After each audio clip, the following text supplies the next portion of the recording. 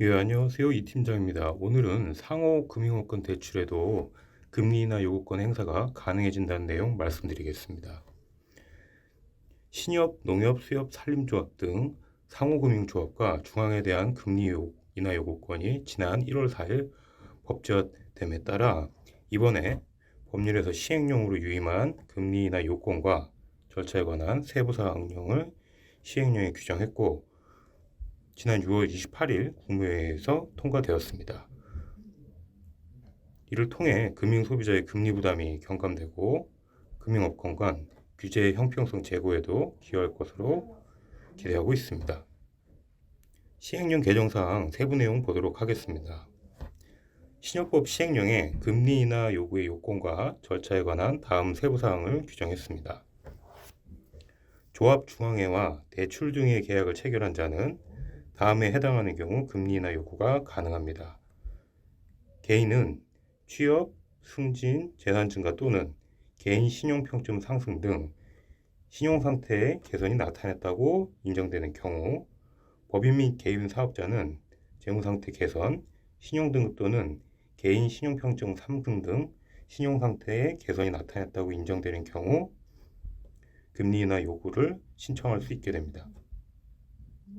조합과 중앙회는 금리 인하 요구의 수용 여부와 사유를 10영업일 이내에 전화, 서면, 문자메시지, 전자우편 등의 유사한 방법으로 알려야 하고 조합 중앙회가 금리 인하를 요구할 수 있음을 알리지 않는 경우에 부과하는 과태료 기준 금액도 1,000만 원으로 규정하게 됐습니다.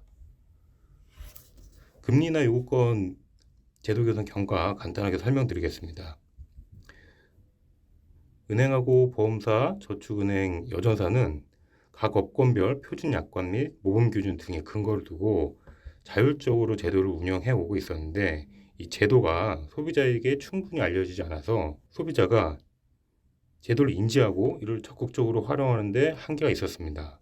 그래서 지난 2018년 12월 금리 인하 요구권의 법적 근거를 명확히 하고 금융회사의 금리 인하 요구권의 안내 의무를 부과하는 내용으로 은행법, 보험업법, 상호저축은행법, 여신전문금융업법을 개정했습니다.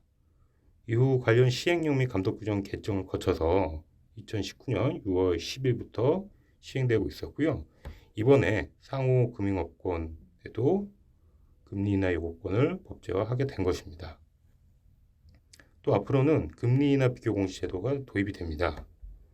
금융 소비자가 금리 인하 요구권을 제대로 행사할 수 있도록 안내와 홍보, 신청과 심사, 공시하고 관리하는 전 과정에 걸쳐서 운영 방식을 개선할 예정입니다.